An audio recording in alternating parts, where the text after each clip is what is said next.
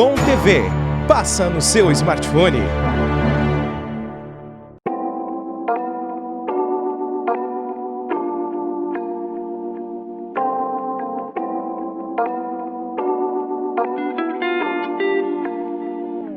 Não poderíamos fechar o mês de novembro sem dar destaque ao Novembro Azul. Hoje está conosco no programa Status a doutora Virgínia Miller e o doutor Gustavo Toniasso. Os dois urologistas conceituados para conversarmos sobre o tabu que envolve os exames e o câncer de próstata. A importância do diagnóstico precoce dessa doença. E também como ela pode ser curada se diagnosticada a tempo. E ainda teremos 2 depoimentos muito emocionantes de quem passou por ela e se curou. Sejam bem-vindos, doutora Virgínia e doutor Gustavo. Muito obrigado, prazer estar aqui contigo. Igualmente, muito obrigada pelo Igualmente, convite. Pela presença. Doutora Virgínia, comenta um pouquinho para nós qual é a campanha do Novembro Azul deste ano. Bom, então, o Novembro Azul é uma iniciativa do Instituto Lado a Lado, que já desde 2008 tem feito essa campanha, e esse ano especificamente a campanha tem um motivo muito interessante. Seja homem, se cuide.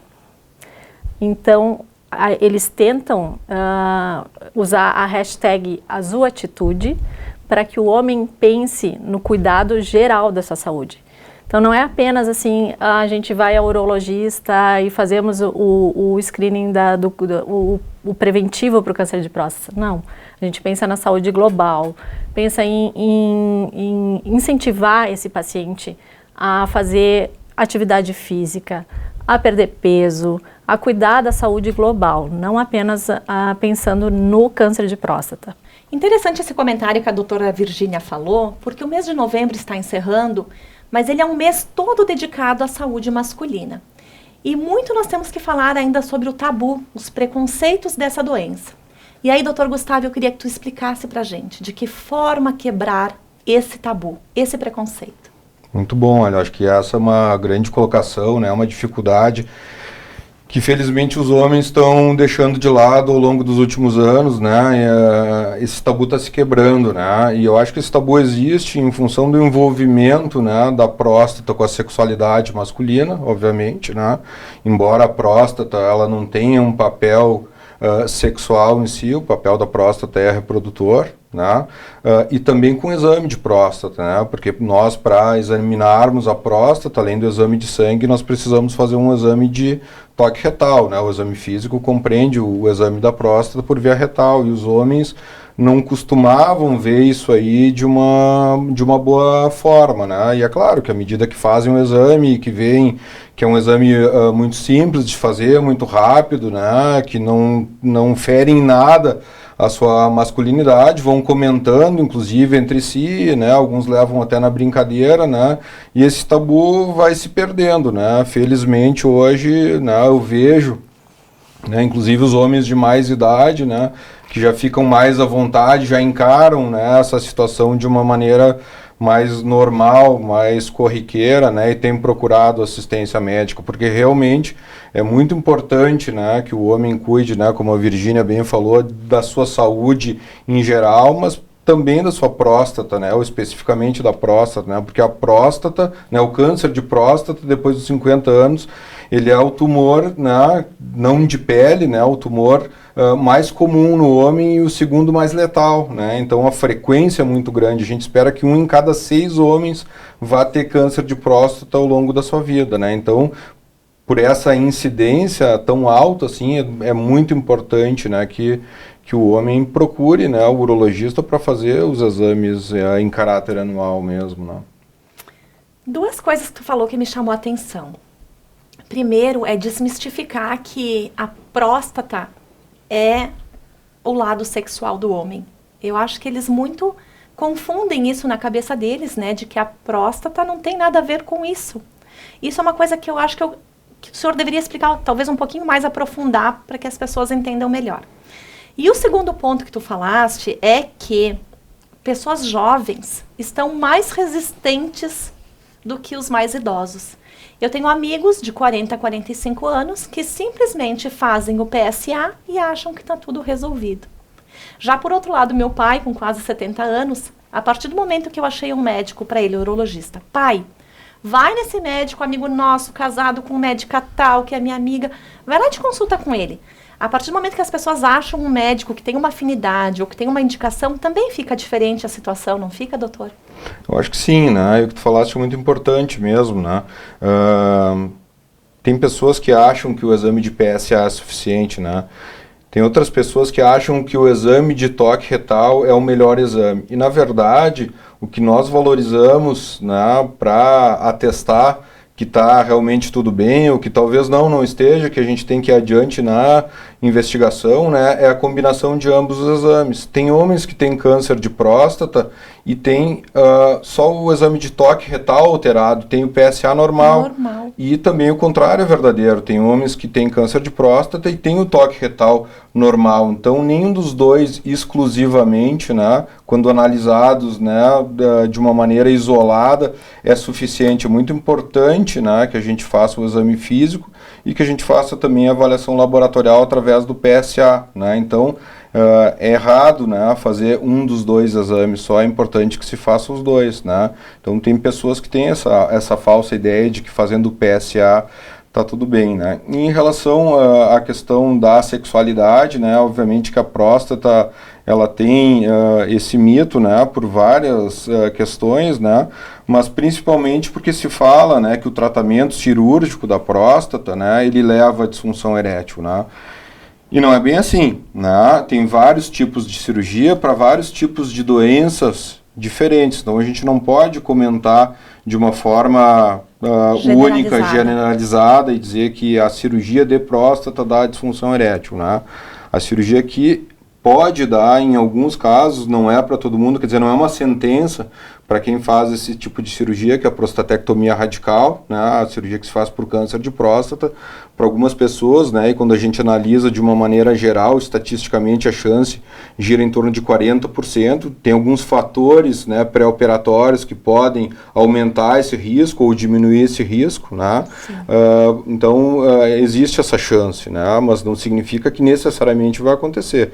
E os outros tipos de cirurgia não tem esse tipo de complicação, né, de cirurgia de próstata, não tem esse tipo de complicação nas possibilidades, né, que podem realmente acontecer numa cirurgia de próstata, né? Então, além disso, né, se fala muito, né, na próstata e se relaciona à questão sexual. Então, a próstata é um órgão que fica abaixo da bexiga e ela é responsável pela produção do sêmen, né? Então, o sêmen, ele conduz o espermatozoide, né, até as trompas, né, onde ocorre a fecundação. Então, o papel da próstata é produzir o sêmen, né, junto com as vesículas seminais, né, nutrir e carregar o espermatozoide. Ela tem um papel reprodutivo, né, o que dá a ereção não é a próstata, então ela não tem um papel sexual. Muito bom o doutor ter explicado isso assim de uma forma bem clara, porque muitas vezes o homem tem o medo dessa disfunção. Que bom a tua explicação. Doutora Virgínia, eu fico assim lisonjeada de conversar com uma urologista mulher, porque eu honestamente não sabia que existia em Caxias urologista mulher. Como é que fica para ti atenderes? Porque nós tivemos alguns depoimentos aqui, vocês vão assistir logo em seguida, de um senhor que se sentiu mais à vontade sendo atendida pela doutora Virgínia.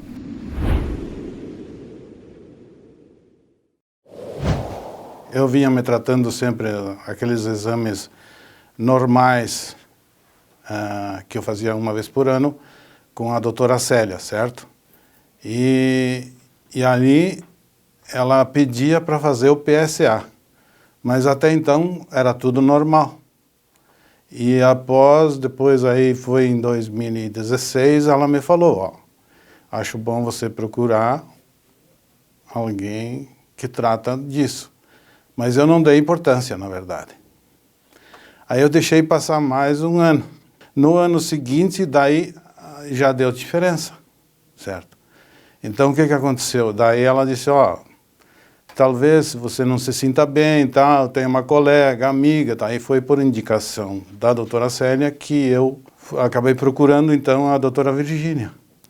E aí foi naquilo que aconteceu, né? Ela examinou e realmente constatou E aí eu tive que fazer biópsia e aquele procedimento todo. A minha reação, porque quando ela pediu a biópsia, ela pediu, junto com o resultado, levar um familiar junto. Então eu levei a minha esposa. E aí, no primeiro momento, eu já levantei, quando ela me deu o resultado, eu levantei da cadeira e saí da sala.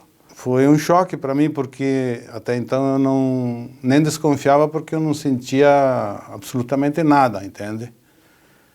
Não tinha sinal nenhum, entende? Nas necessidades e tudo, não sentia nada. Eu não tinha. Então, para mim foi um choque.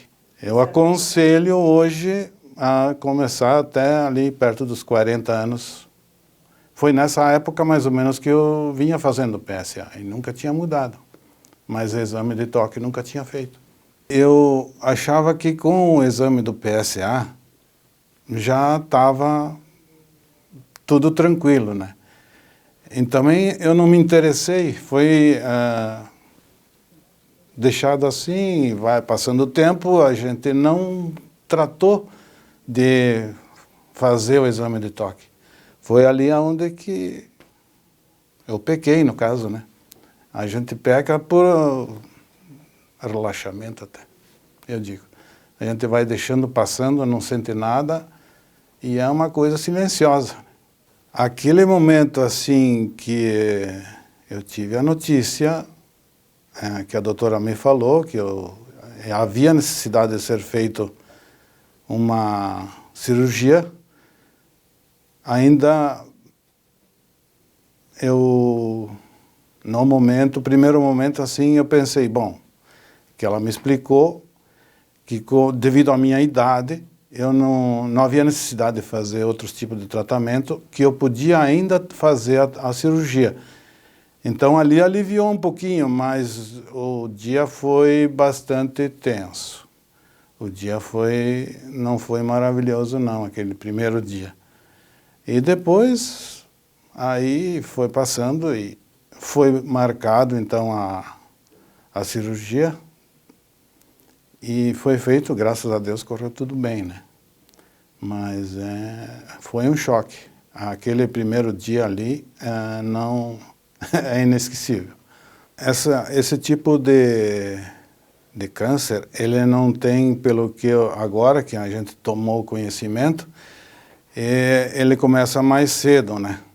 E às vezes ele tem uma evolução, pelo que eu notei, muito rápido. Então, por isso que eu vejo a necessidade da preocupação em se precaver disso, né? Que daí, com antecedência, acredito que tudo fica melhor. Eu ainda cheguei em tempo, graças a Deus, de fazer essa cirurgia. A doutora me falou que ainda tinha, né? Mas aí sempre paira uma dúvida no ar, até não eliminar, e depois tem todo esse processo de acompanhamento, né? Então, aí que foi me tranquilizando depois, né? Mas eu insisto em dizer assim que quanto mais cedo possível as pessoas elas têm que tomar essa preocupação. Não é nada de coisa de machismo, né? O homem também, eu acho que ele tem que fazer esse tipo de exame, como a mulher faz, né? Eu acho que também o homem deve fazer para cuidar da sua saúde. Então, ainda o conselho que eu deixo, assim, que eu diria, independente da idade, porque isso pode começar cedo, então deve-se fazer essa prevenção, não dói, eu acho que não, né, entendeu? E acredito que antecipando com os exames de prevenção, isso vai evitar, né, de mais tarde dar esse choque que eu acabei levando, por exemplo, né? Então, eu deixo esse recado aí para que se a mulher faz seus exames periodicamente, por que o homem também não deve fazer, né? Acho que também tem que fazer a sua parte para nós termos a saúde esperada, né? Vamos envelhecer com saúde. É muito bom entrar nessa questão. Tu sabes que hoje no país a gente tem informação, além das já formadas, nós somos em torno de 130 mulheres, 140 no país, né? No país todo, tá? O homem se sente bastante... A gente tem alguns trabalhos, algumas pesquisas que mostram que o homem se sente bastante à vontade de discutir especificamente com a urologista mulher alguns assuntos, principalmente esses da questão sexual. Ele prefere tratar com uma mulher a questão sexual do que com um homem. Talvez porque se sinta intimidado pela masculinidade do colega, talvez que se sinta mais ouvido por um ouvido feminino. Outros sintomas que se mostram mais presentes no consultório de urologistas mulheres, segundo essas pesquisas, são os sintomas urinários. Então, o homem que tem dificuldade para urinar ou que tem algum grau de incontinência urinária, ele prefere discutir esse assunto se possível, com uma médica mulher.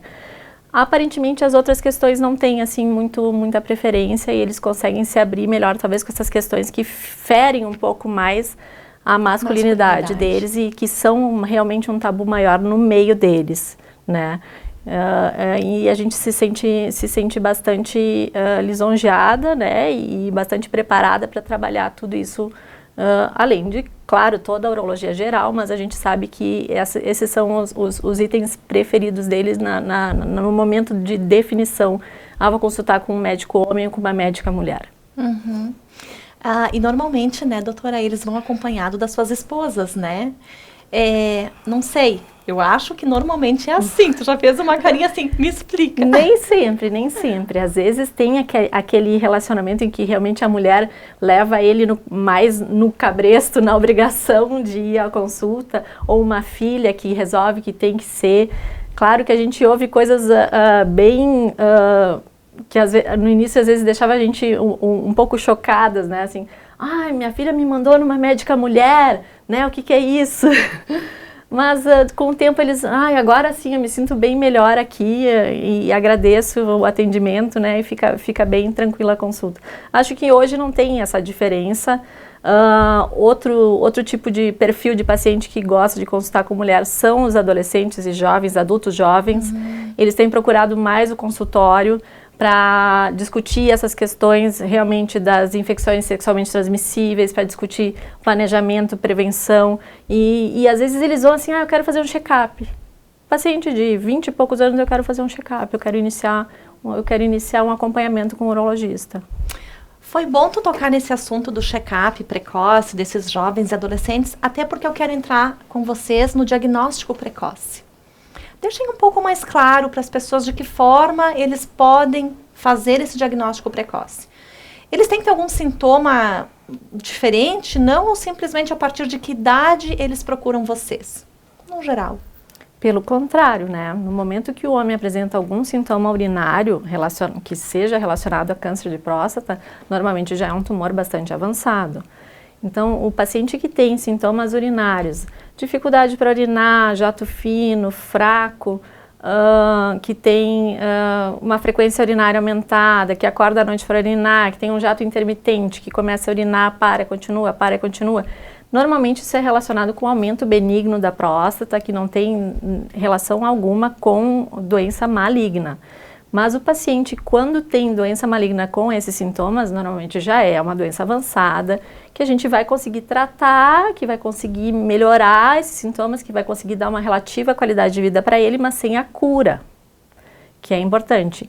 Então, se a gente pensa em prevenção, o paciente começa a procurar o urologista a partir dos 45 anos, se tiver história familiar ou se tiver a raça negra, né? E a partir dos 50, se não tiver essa história familiar e for caucasiano branco, no caso. Entendi. Doutor Gustavo, e tratamentos? Como é que está hoje? Evoluiu alguma coisa? É menos severo? São os básicos? Fala assim rapidamente sobre os tratamentos. Nós temos basicamente dois tipos de tratamento, né, num âmbito geral, né, os tratamentos que têm a intenção de cura, né, isso aí obviamente que nós vamos oferecer a todos os indivíduos que têm diagnóstico de câncer de próstata que possa ser curado, né? E quando eu falo isso, a gente, né, define o tratamento, o câncer de próstata com intenção de cura, aquele que é localizado na glândula, né? Então acho que essa é a grande chave do diagnóstico precoce, né? Isso aí vale para todos os tipos de tumores, inclusive de próstata. Quanto antes a gente descobrir, mais chance de cura nós temos, né?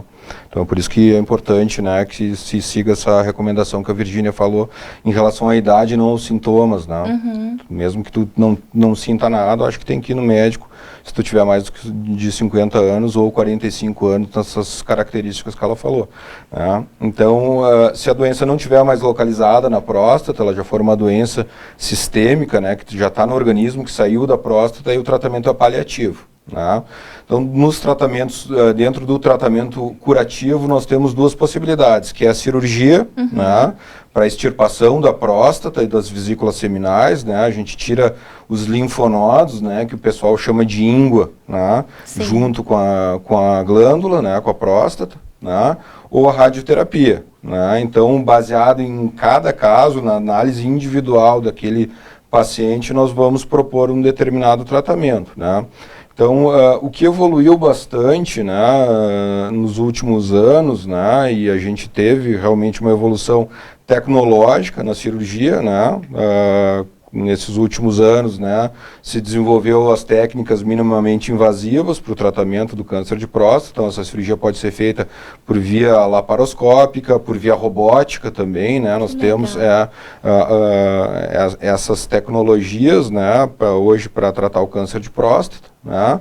E as máquinas da radioterapia, elas são mais modernas, né. A gente tem ainda, né, o chavão, a gente carrega ainda hoje, né, o medo das máquinas mais antigas, que elas tinham muito efeito colateral, porque elas queimavam bastante, né? A radioterapia, ela queima o órgão, né? Então, ela queimava o órgão, mas os órgãos vizinhos também, os efeitos colaterais. Tem muita gente que tem medo hoje ainda, mas as máquinas de radioterapia evoluíram, né? E no tratamento sistêmico, essa evolução foi fantástica também, né? O paciente que tem câncer de próstata avançado, hoje tem drogas novas, né, que permitem que esse paciente mesmo, né, que não teve o privilégio, né, de ter a doença descoberta inicialmente e a chance de cura, mas que ele conseguiu, né, esse paciente já com câncer de próstata avançado, ter um ganho muito grande na sua sobrevida e com qualidade, né? Então, nós temos né, os tratamentos que não são oferecidos, né, inicialmente, né? Inicialmente a gente faz um tratamento hormonal, mas depois, quando a doença avança, né,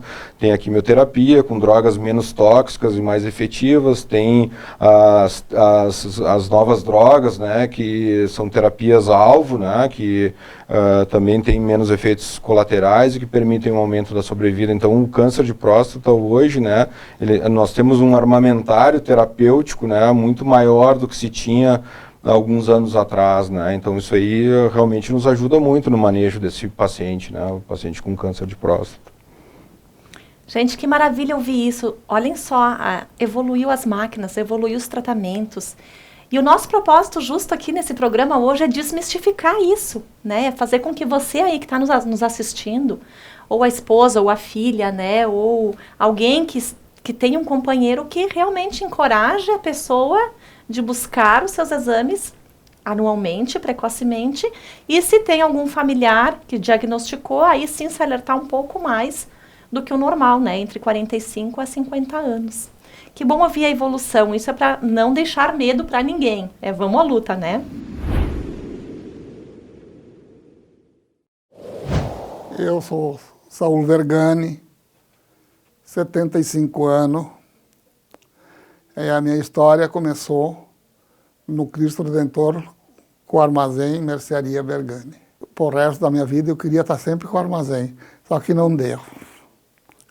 É tudo meu que está lá, mas eu gostaria de estar lá trabalhando que nem eu estava com o bar. Mas não deu, né? Fazer o quê? Eu levei para fazer o exame, que estava, sabe, que a lei da área da saúde, e daí ela pediu para mim ir bastante, fazer os exames, e eu fui, que tinha mais ou menos uns 58 anos de idade, por aí.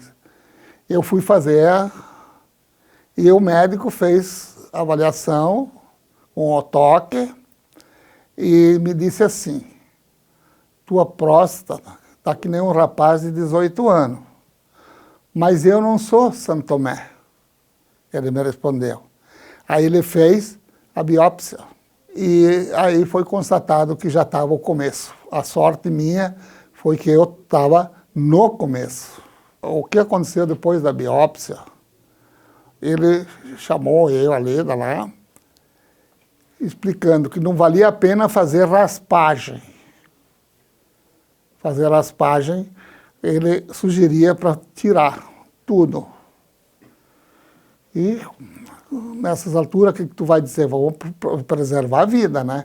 Tiremos tudo a próstata. Eu não fui um homem, como é que eu vou te dizer, um homem assim, porque tu vai fazer uma coisa disso aí, tu fica inútil, tu fica isso, tu fica aquilo. Claro que tem as tuas consequências, não pensa que vão tirar uma coisa que é a principal do homem, tu vai ficar igual, né? Isso não. Mas, tu levando a esportiva, tudo dá bem. Não, se eu não faço isso aí, quando ia ver, estava tomado e não tinha mais jeito. Aí fizemos tudo, graças a Deus, eu estou zerado. Minha esposa, a Leda, sempre me apoiou. Sempre está do meu lado. Eu adoro ela porque ela se dedica ali por causa da saúde, ela trabalha nisso aí, então tu está por dentro, não. Porque se tu está com uma pessoa que não entende nada e eu não entendo nada, vai passando assim, né? E vai deixando, quando tu vê, tu perde a vida. A Leda, ela é muito enérgica nisso aí e mandava o Fabiano desde os 40 anos fazer todos os anos. Aí o Fabiano levou a capricho e fez todos os anos porque ele tinha o pai que teve o problema. Então não vamos passar para ele também o problema, vamos tirar fora isso aí. Que não levam porque tu não vai ser mais homem, tu não vai ser impotente. Não levam para esse lado e não tenham vergonha, faça um exame de toque, leve no capricho que não é não é essa coisa que eles fazem, que falam, que diz, te enche a cabeça para ti ficar assim. Não, pega e faz tranquilo. Eu peço a todos que vão e façam os exames sempre para evitar. Eu, com 58 anos, graças a Deus, consegui virar o jogo.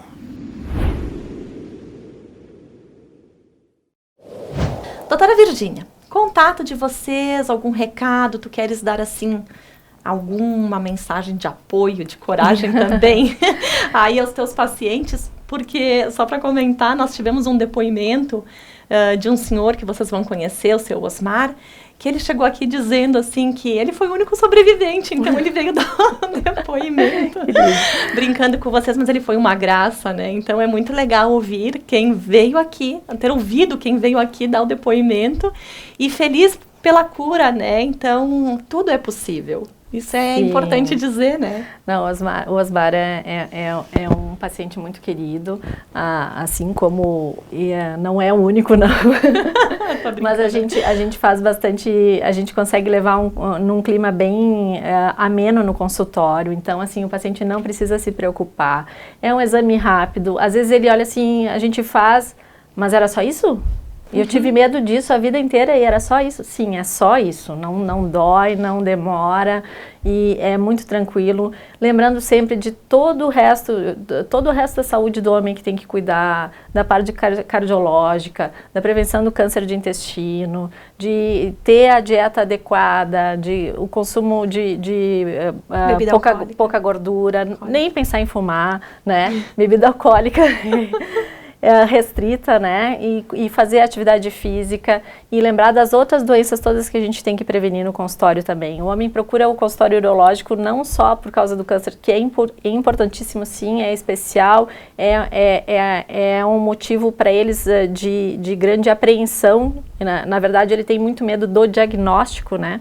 Ele tem medo de ser diagnosticado, ele vai ao consultório, mas o maior medo dele é de ter o câncer. Mas tem as outras doenças que também que a gente discute no consultório e que tem que tratar, então... Inclusive, a gente estava comentando sobre o Novembro Azul, tem um outro slogan da campanha sobre câncer peniano, que para nós aqui no Rio Grande do Sul é muito raro, mas ele é muito divertido, porque diz assim, o slogan é Lave o dito cujo. E, de repente, faltou um pouco de educação em casa para algumas pessoas para descobrirem alguns aspectos do resto da saúde masculina, né? Legal, né? Muito bom. Obrigada, doutora. E aí, doutor Gustavo? Eu queria dizer, então, para vocês, né, o câncer de próstata, ele não é comportamental, né? A gente vê, né, que o câncer de pulmão, né, acontece muito em quem fuma, né? O câncer de cabeça e pescoço, de boca, né, em quem é usuário de bebida alcoólica, né, tabagista também. O câncer de próstata está escrito no nosso livro da vida, né, se a gente, né, tiver que ter câncer de próstata, que é um tumor tão comum assim, a gente vai ter, né. E as pessoas que descobrem, né, que têm o privilégio de descobrir essa doença num estágio inicial, mesmo sem sentir nada, né, elas têm maior chance de cura, né. Hoje a gente tem chances de cura, né, para o câncer de próstata que se aproximam de cura, né, de 95%, né, então é uma taxa muito alta. E para a gente conseguir isso, realmente a gente tem que descobrir a doença no início, né, então, né, a mensagem que eu deixo, né, é que quem tem mais de 50 anos de idade, né, ou quem tem um fator de risco, que é a história familiar de câncer de próstata, né, a partir dos 45, que mesmo que não sinta nada, né, que procure seu urologista, né, para fazer esse exame em caráter anual, né, para que, né, se for, né, premiado, né, que possa então se ver livre da doença, né, como a Virgínia falou, né, um exame simples de fazer, né, não tem nenhum mito, né, não vai ferir em nada a masculinidade, né, pode ir que é bem tranquilo mesmo. Recado dado, né? Que bom. Então o doutor Gustavo e a doutora Virgínia deixaram o assunto mais claro, mais leve, mais gostoso para vocês que estão aí nos assistindo. Pensem que a vida vale a pena ser vivida com saúde. Então procurem um médico especialista, procurem um urologista, que vocês vão estar bem assistidos. E o Status vai encerrar por aqui, agradecendo muito a presença deles, Dr. Gustavo Toniasso e doutora Virgínia Miller. Muito obrigada, foi um prazer enorme conversar com vocês. Eu que agradeço. Obrigado, eu.